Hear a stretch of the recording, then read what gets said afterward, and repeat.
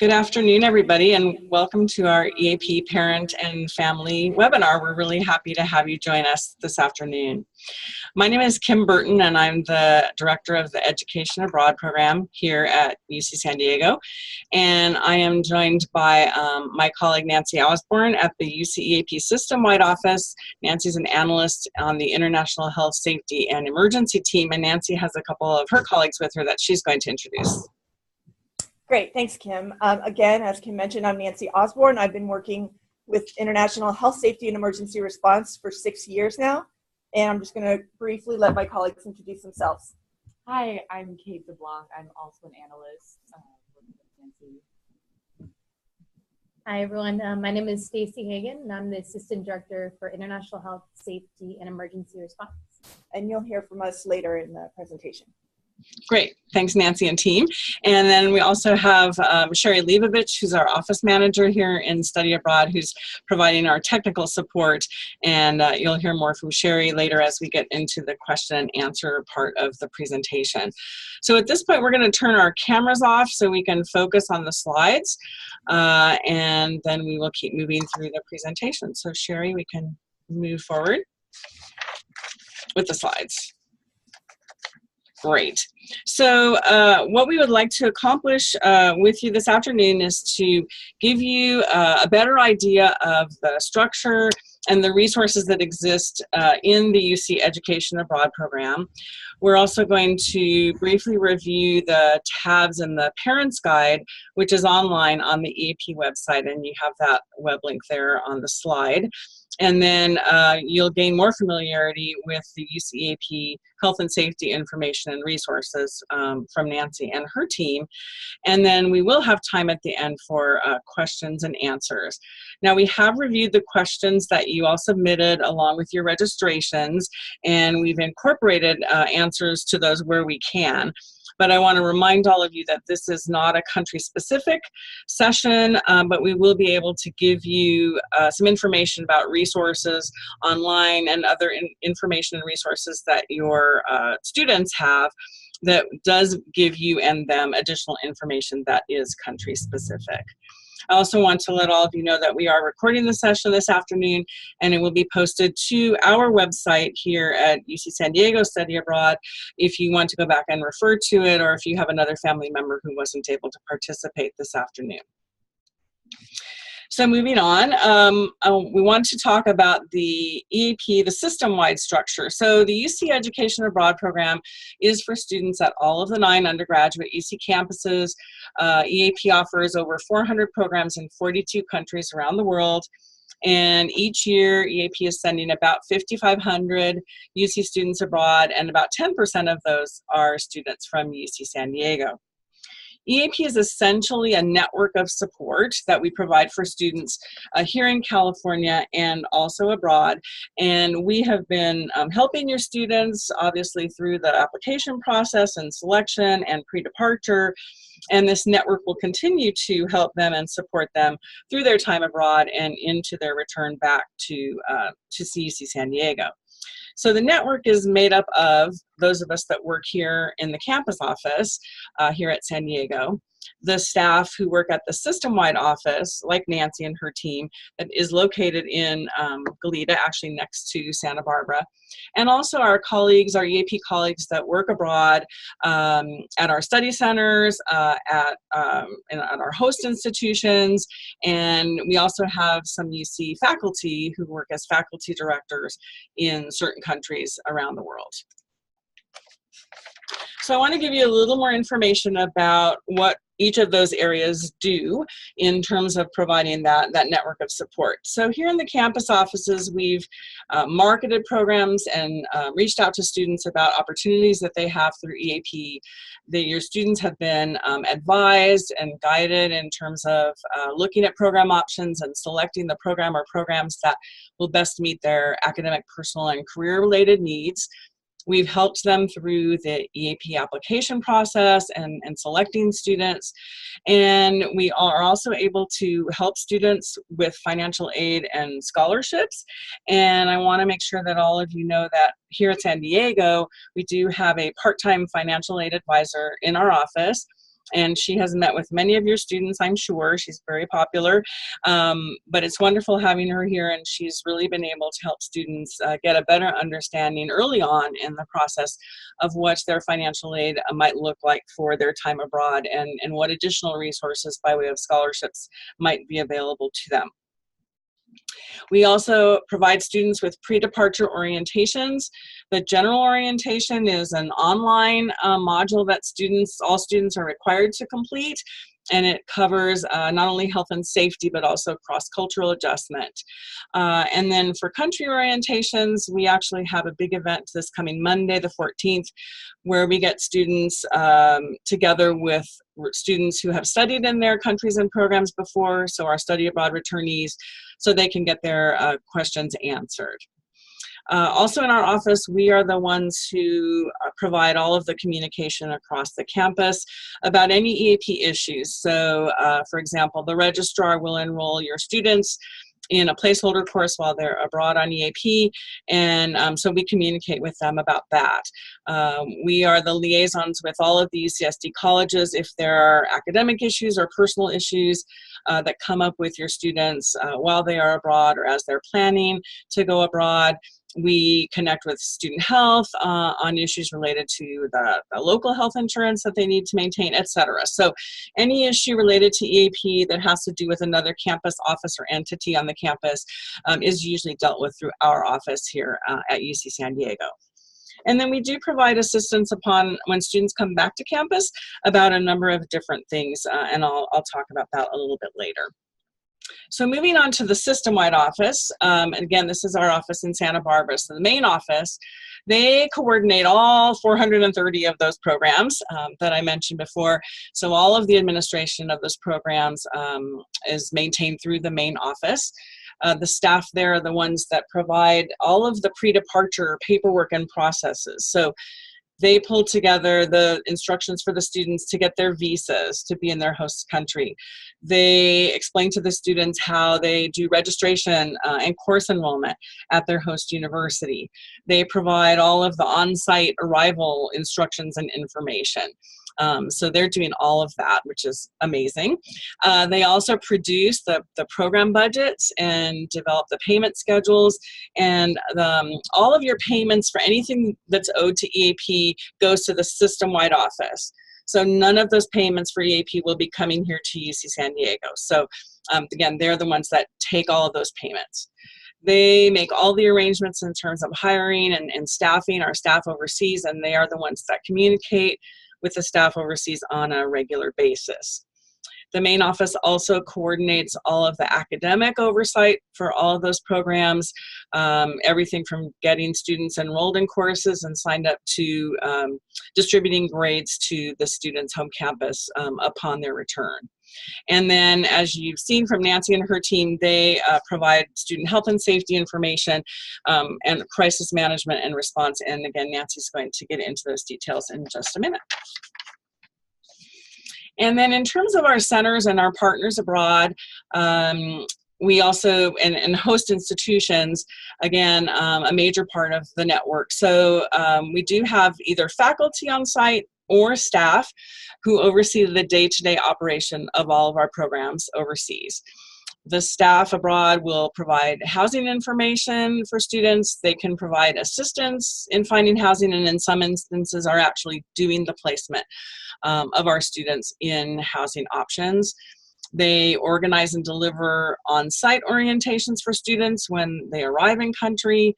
They are the ones that can provide information about course selection, enrollment, how to navigate a different educational system, what are the expectations that students can have of faculty, how is that different from here at the University of California, etc.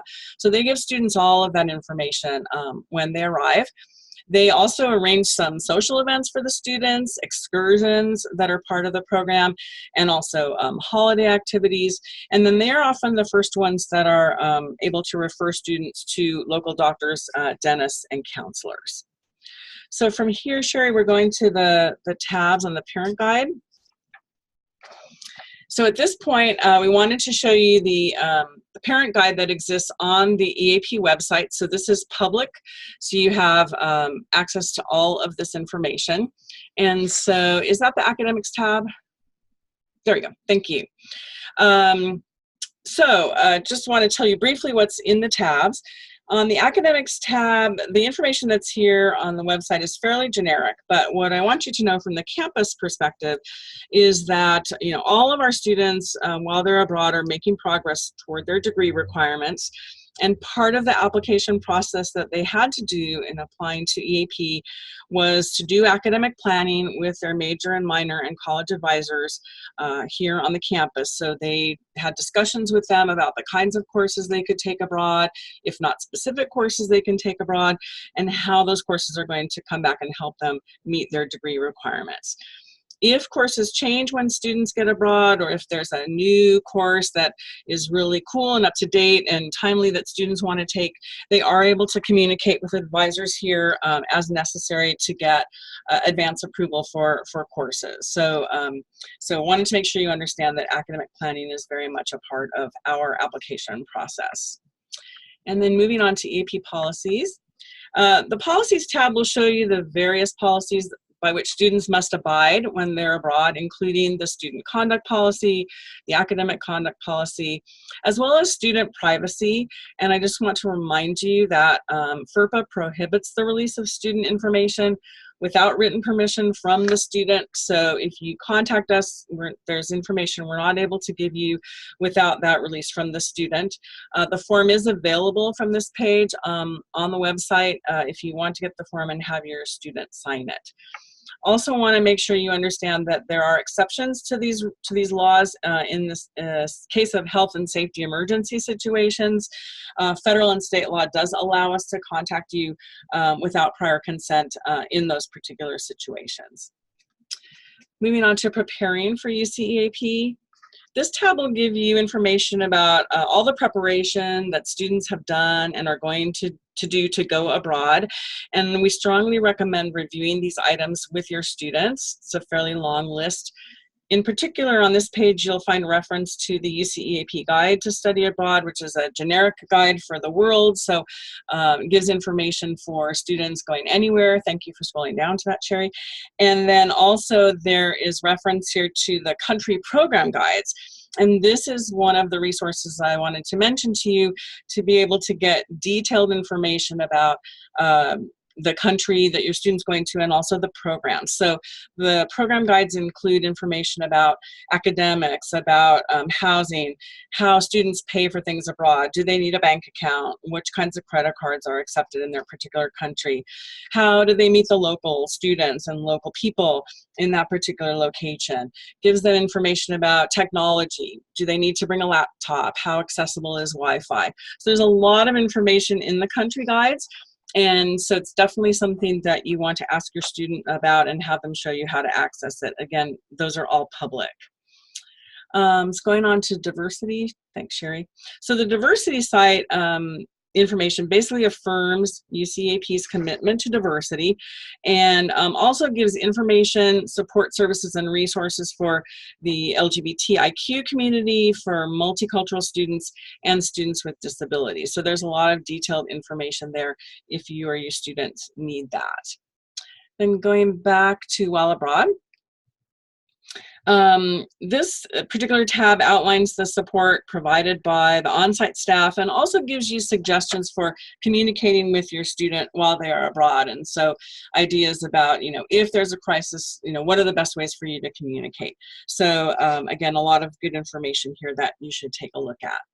We're going to jump over the next 3 tabs because those are in Nancy's area and go to finances. Thanks, Sherry. So on the Finances tab, you'll find information about where to find the EAP budgets, if your student hasn't shown you that already, payment methods and due dates for paying the bills, and also how financial aid works for students. And again, just a reminder that there should be no need for you to be making payments to UC San Diego while your student is on the Education Abroad program. And then going to returning to UC. After UCEAP, we provide support to your students in a number of ways. We provide reentry programming. Oftentimes students can have difficulty readjusting to life in California and to life at UC. So we have social events to help them.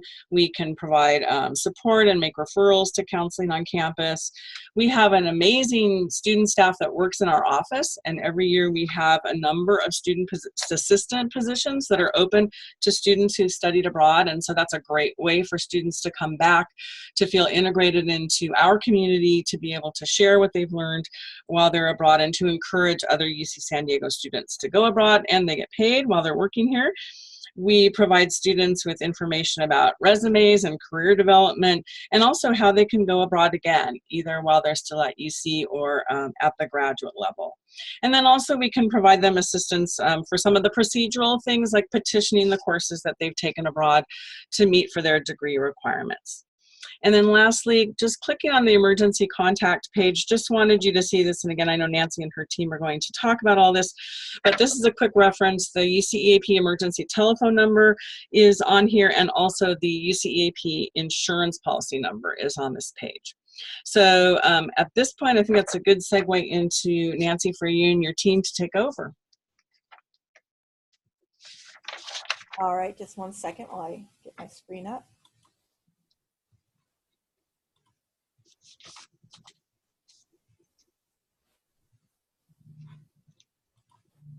Okay, I'm going to start even just a step ahead before where Kim showed, by showing you how to get to that parents portal. So this is the main UCEAP webpage, just uceapucop.edu. If you scroll all the way to the bottom of this page, there's a link there for parents. And that gets you to the page that Kim has been showing you. Oh. Should.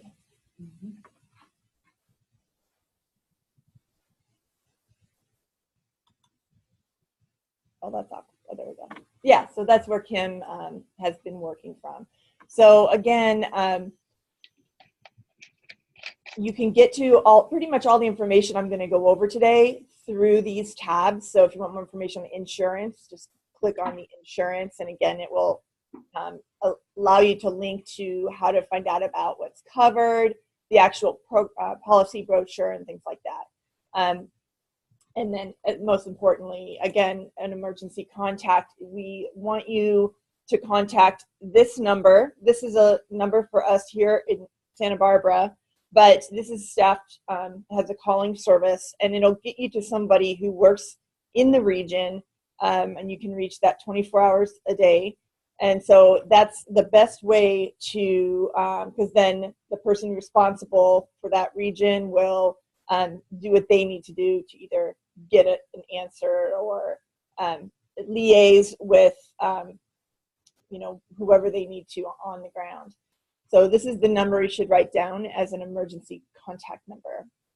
And then I wanted to click the worldwide alerts. If there is some type of emergency that happens overseas, we keep this emergency alerts kept up to date. So if something has happened overseas, you can look here, and there should be some type of entry there fairly soon, with at least letting you know what our status is. Often the first step is to do a welfare check with all of our students. So that may take a little bit of time, but we are doing that, and updates will be posted here. I am going to switch to this. Okay. I'm not sure. Resume share. There. Nope. Hold on.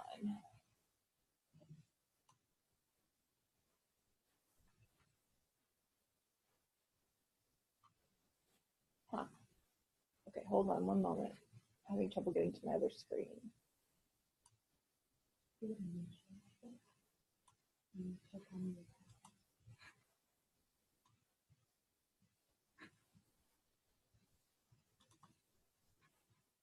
Okay. Okay.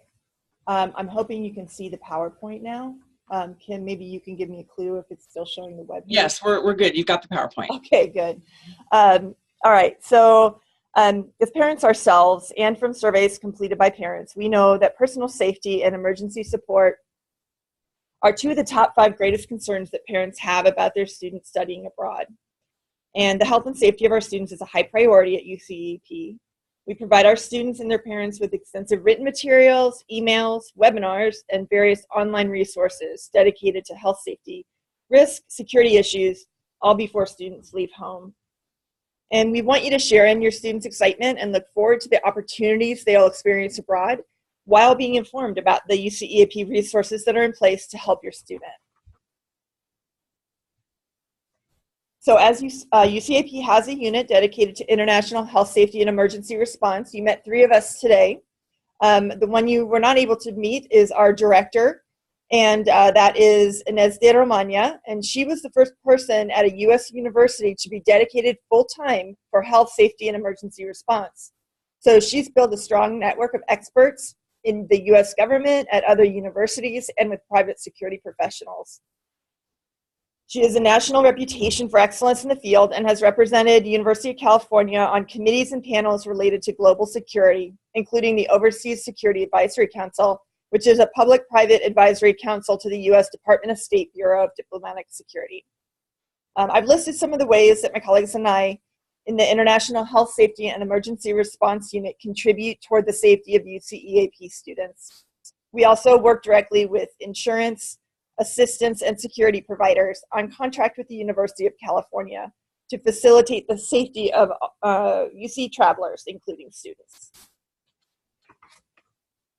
Also, our unit's on call 24/7 for emergencies and non-emergency consultation and guidance related to student incidents for UCEAP teams abroad and in California.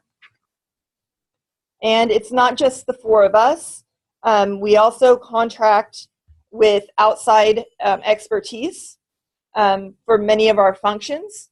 So for each of these major roles, we have the following partners that we work with. So iJet is a private security firm, and whenever something is happening around the world in one of our, where we have a program, they're in touch with us and advising us on boots on the ground situation. And if we were to need to extract students from a location, iJet would be the folks who would actually be in country making the arrangements to get students evacuated. When a student is on a UC campus, there are many resources and groups that work toward crisis prevention and management. Student affairs, student health services, counseling and psychological services, behavioral intervention teams, campus police, sexual violence prevention and response team, and the Title IX office. When students are abroad on UCEAP programs, we use a collaborative approach that includes our staff in California and our staff abroad and the partners that were listed on the prior slide. The UC campus resources and UC campus resources as well.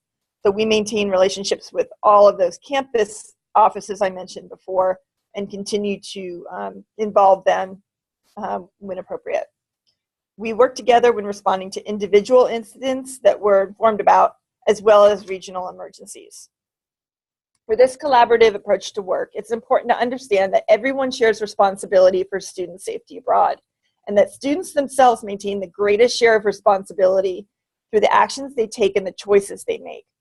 Students must research risks and prepare for them, for example, by bringing a smoke detector and by avoiding unlicensed taxis. UCEAP staff abroad practice for emergencies and service first responders.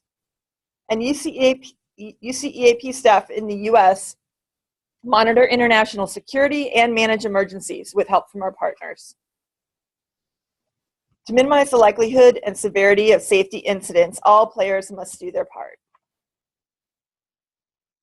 Some people think it's safer in the US than abroad, but the things that happen on a UC campus happen abroad too. No place is completely safe or free from risk, and no program in the US or abroad can guarantee a student's safety.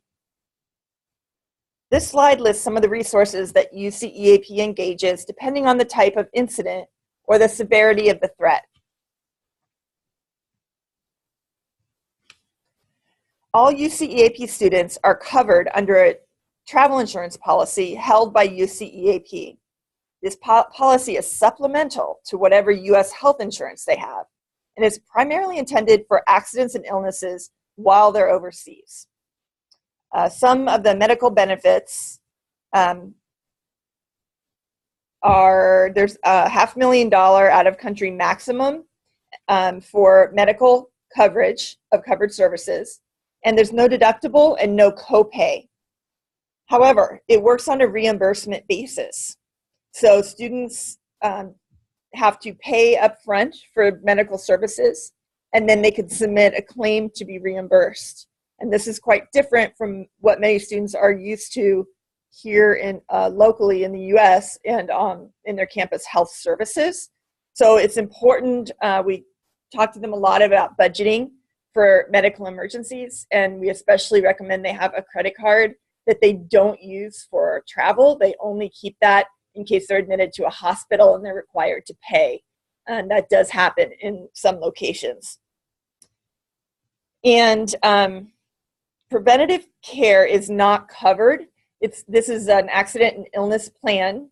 So vaccinations and health screenings and things like that are not covered by the travel insurance policy. It includes treatment that's considered to be medically necessary for accidents and illnesses. And it will support doctor's appointments and medications for the maintenance of existing health conditions.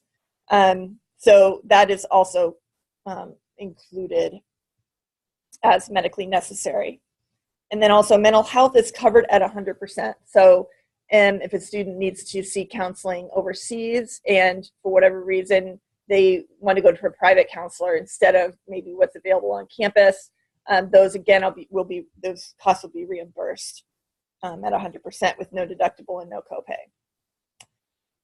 In addition to the medical, there are also some non-medical benefits. One is an emergency reunion benefit for family members to travel to bedside if medically necessary. So if your student is admitted to a hospital for longer than 24 hours, our assistance provider will make arrangements for up to 2 family members, and I believe there are some restrictions on the degree of they have to be family members to travel to the student's country to help support the student.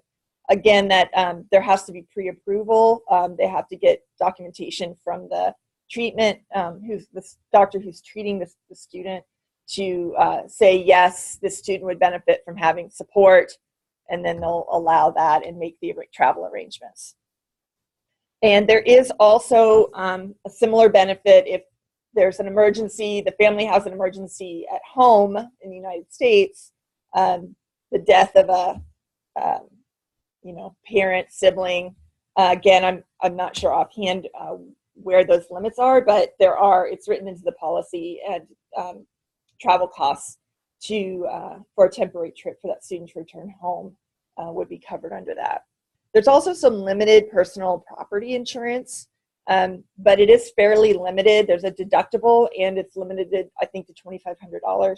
So it's not going to cover all of your student's property. So you may want to look into what coverage is available through your renter's insurance policy. Often that will cover property that's taken away from the home by one of the home members of the household. And then also it includes security evacuation coverage, and that's the most critical piece. Even though we don't have to use it very much, this travel policy, and the reason we require all students to have this travel policy is so that we can get students out in the event of an evacuation, and our providers, IJET, can get everybody out. And that's the primary reason why everyone's required to have this travel insurance policy. And again, that's supplemental to whatever health insurance you have in the U.S. So if your student has their campus health insurance policy, they will have to maintain that and pay for that during their time abroad. Or if they're on your insurance, your private insurance, you'll want to keep them on that. Again, mostly for the things that aren't covered by the travel policy and or the times before they leave and when they come back. There also is, we have an emergency assistance provider, United Healthcare Global, and they're available to students if they need assistance while they're abroad. We ask our students to use in locations where we have study center staff. They're often much more equipped to help the students who, if somebody's hospitalized or seriously ill. But if for whatever reason that resource isn't available at the time, students can always call United Healthcare Global and they will get assistance with referrals, and they can monitor cases, medical cases and things like that. Some examples of things that are not included in the UCEAP travel insurance is liability coverage. I talked about that. Oh no, liability coverage, yes. And that is for damages, if your student causes damages to housing or rental equipment while they're abroad, then that's not covered under the travel insurance. So if you're concerned about that, you should investigate an additional liability policy. It does not include tuition coverage. So if a student must withdraw from their program for any reason past the withdrawal deadlines, you would need to get additional tuition coverage if you want to protect for that. Again, preventative care, anything that's not medically necessary, including vaccinations, is not covered. And then replacement cost of lost and stolen property isn't covered. There is, as I mentioned, limited personal property insurance, but there's a deductible, there's a maximum, and a depreciation formula is applied. So you're not getting a brand new item. So the question that most parents ask is, what should my student do if they get sick abroad? And at the beginning of their program, when they arrive in their host country, they'll have an on-site orientation. And that's where they're going to be told specifically who they should call and what they should do if they become ill. And it varies somewhat by program, depending on how the staffing is at that location. But generally, the steps are to contact the study center staff. Many of our study centers will provide the student with a 24/7 emergency phone number that will reach the local study center staff. So they'll have someone that they can contact if they're sick. And if, again, students can also always call the UHCG number if there's not a 24/7 local support. They can always reach UHCG. They should be prepared to pay for medical expenses and medications out of pocket. Again, I think I already mentioned that we recommend a credit card for that. And then they submit a claim. So there's an online web portal that's fairly simple, where students can submit claims and upload their supporting documents and have their reimbursement processed. And if they have like a real health emergency, the process is typically about the same, except that, of course, we want them to get medical help as soon as possible. So they'll be advised to go to the hospital or call whatever the equivalent of 911 is for their country, which often is not 911, but they will be told what those numbers are for emergency when they get to their on-site orientation. Then they'll also be asked to contact study center staff because they're in the best position to help the students locally. If they are admitted to a hospital, they can contact UHCG.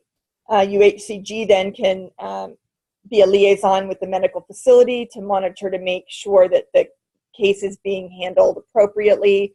And in the case of hospital admissions, they sometimes can work out with the facility to just pay them directly to avoid that student having to pay up front. But that can't always be depended on.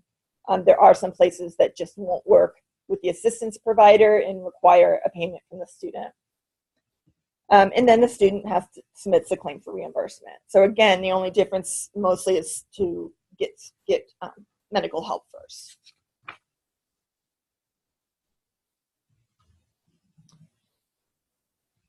So I hope that this has made you a little bit more comfortable in the resources that we make available to students, and that I want to make sure you know that your student has been provided with health and safety information in many resources. One being that guide to study abroad, and the country guides also have health and safety information. Your student is receiving emails and orientations and all kinds of stuff leading up and a lot of that has health and safety information. So even though you may not be receiving those communications or taking those particular orientations, they are doing that. So just know that there is a process for that, for pre-departure health and safety.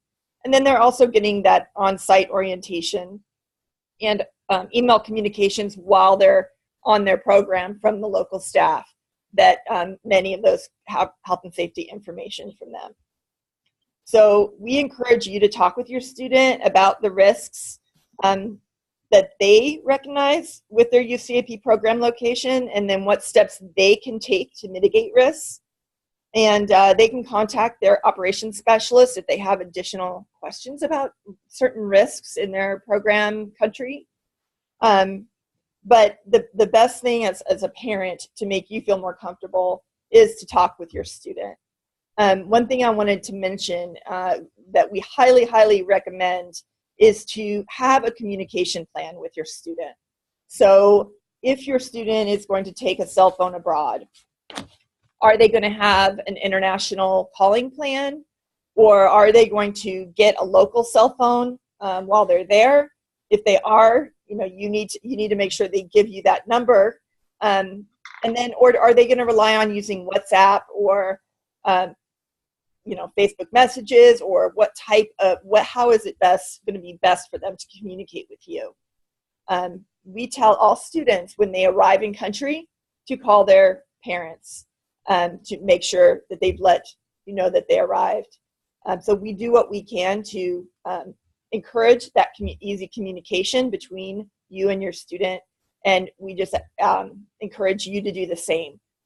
Figure out what app is going to be used, or when you're expecting them to touch base or call. And then also, in the case of an emergency, it's always good to have a backup plan. Sometimes cell networks are unavailable following like a natural disaster. So you might want to say, have a second option of just post something to Facebook that you're okay if you can't get a hold of us personally, something like that. And I think that's all that I have. We can probably open it up for questions. Yes, definitely. Thank you, Nancy. Much appreciated.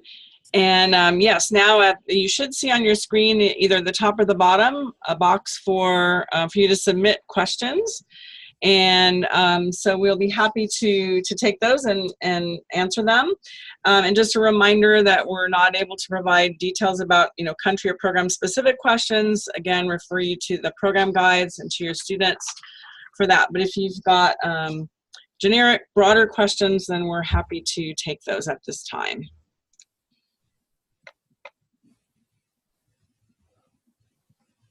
So there's a question about when is the meeting next week for students? It's the farewell to orientation is on Monday the 14th of May from 5 to 7 p.m. At the Great Hall at Eleanor Roosevelt College. So you can have your son contact us if he needs that information directly. And then there was a question about the student not having received safety and orientation information. Again, that's covered on our online orientation that's required for all students to do, and they have until, I believe, June 15th to complete that. And they can check with us if there are questions about how to do that.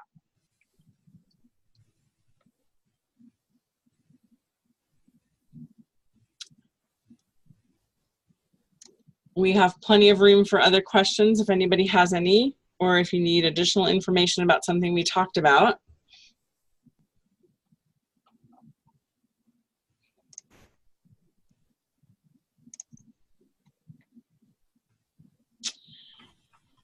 There's a question about how to pay for summer tuition from 529 plan. That I don't know the answer to.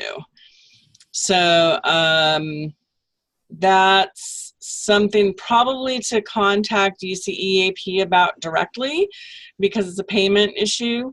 And so your students should have the information about how they can, the contact information for who to call about finances for their particular program. So that's what I would encourage you to do about that.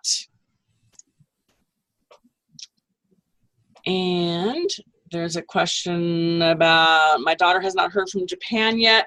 Not exactly sure in what respect, but she can check in with our Japan advisor here, who's Rachel Rigoli, who is her advisor, and check in with Rachel and find out exactly what kind of information she's missing and how she would go about getting that. And then we have a question about someone who missed parts of the meeting. Can I watch the replay? Yes, we will have, it is recorded. And Sherry, how long does it take us to get that posted? We'll probably post it on at the beginning of next week, I would say, on our website. Okay, so studyabroad.ucsd.edu. Yeah, under the parent and family tab. Okay. Another question about, do I pay housing at the same time as the tuition? Not necessarily. That depends on the program. So in some instances, you're paying EAP for the housing, and then EAP pays the apartment or the landlord for the housing. In other instances, students are paying the landlord or for their housing directly. So again, that's a program specific question that you should be able to find on the program budget and also the guide, and that your son or daughter can get an answer to. There's a question about the name of the person who's handling financial aid. The one in our office is Tina Briley, and Tina takes appointments by walk-ins and also pre-scheduling appointments. So you can have your student come into the office or contact us, and we can get them set up to meet with Tina. So hopefully that was the name you were looking for. And there's a question about the EAP start dates one day prior and move into homestay. Is the assumption that students will have to find lodging. It can be, and so again, that's something that if it's not clear, they should check with the operations specialist. I know Nancy referred to them. They are at the Systemwide Office where Nancy is, and there are regions. So at the top of their pre-departure checklist will be the contact information for the operations specialist and the program specialist, and those individuals should have that information for the student. Email contact information for country directors. Usually there aren't reasons for, just on a regular day-to-day basis, for families of students to be contacting the country staff. And so it's not necessarily something that's, I believe, is posted. But again, if you've got specific questions you're wondering about, then you can let us know. And I think, Nancy, you had your preference was for, if there was an emergency, for people to contact the local emergency number. Is that correct? Correct. Yeah. So if there was an emergency, if that's why you're asking, then it would be, you'd want to call that number that's on the EAP website, the 24/7 emergency contact number, and they would get you in touch with the appropriate people. A question about the $950 first payment to EAP, stated it was a credit balance. It basically is the first payment. It becomes part of all that you pay to EAP. So I believe that's why it's like a credit balance. So it goes to the total fees that you're paying to EAP and is required as a first payment. So I'm not sure if that answers your question, but it is part of the fees that you and the student owe to EAP for the services and the tuition that they're getting for the program. So I hope that makes sense. Do we know how many UCSD students are going abroad this summer? Several hundred. Obviously, we have students going to a lot of different places around the globe, but I believe summer is now the most popular time for students to go abroad, so there are many. But program by program, those of us on the call wouldn't necessarily know. What is the UCSD housing policy for students going abroad as sophomores or returning juniors guaranteed on-campus housing? I believe that is true. We advise students to go now before they go abroad to their residence life office in their UCSD college and to ask about returning to campus and what their options are. So they should be doing that ahead of time. And also here at UC San Diego, we have a very vibrant and active international house community. And oftentimes our students who go abroad, when they come back, will actually apply to live at International House. And so that's another option for them if they want to explore something outside of their college housing. Looks like, okay, got that other question later. Has pre-departure information, country-specific, been sent to students? Yes, it's all posted on the pre-departure checklist that the students have access to. And that includes country-specific information. And also, I believe all the guides are live by now. Do you happen to know, Nancy, if any of them are not? I do not. Okay. I believe that all of them are live for students, certainly leaving the summer, but also the fall. So again, if some of this information isn't clear for your son or daughter, have them contact us here on campus, their advisor here, so we can answer these questions for them and get them to the appropriate resources. Similar question, should all the information now be available on the website and all the links active? Haven't been able to find out specifics about obtaining a visa.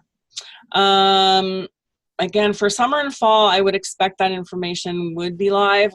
So again, the students should be contacting us and asking about that if there's any questions, and we can refer them to the appropriate specialist to get that information. There's a question, how far in advance should we find out if another student will be staying with your daughter? Does that mean in terms of housing, I assume, another UC student? Oh, great, thank you. So I don't know, again, that would be country or program specific. So that's something that your daughter could check with us here, and we should be able to help her figure that out. In terms of, there's a question about, are scholarships based on income need?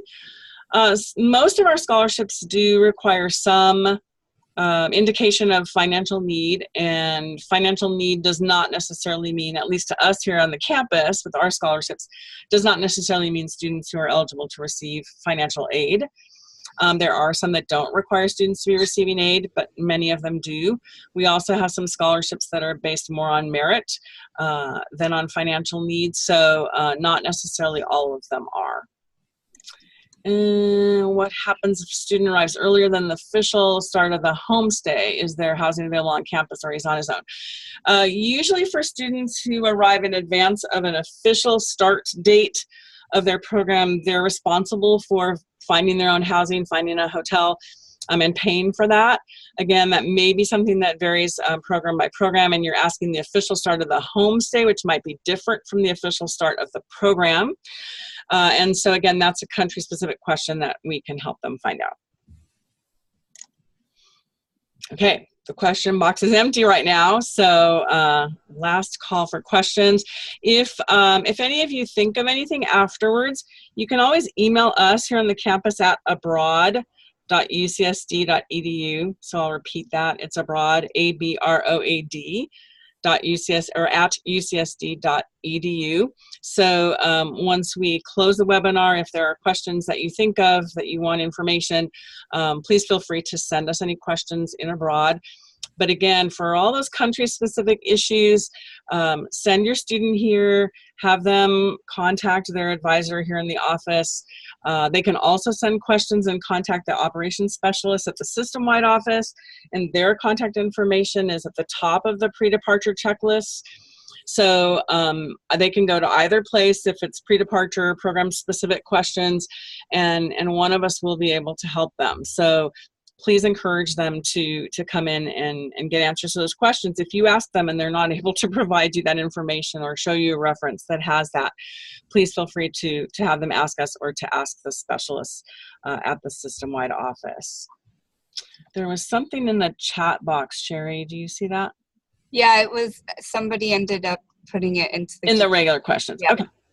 So another question, do we have any country-specific meetings? Yes, that's the orientation and the farewell that we're having next Monday, the 14th, from 5 to 7. So if you want to tell your student about that or remind them, they've all received several messages about that, but it never hurts to have parents and family members remind them about events.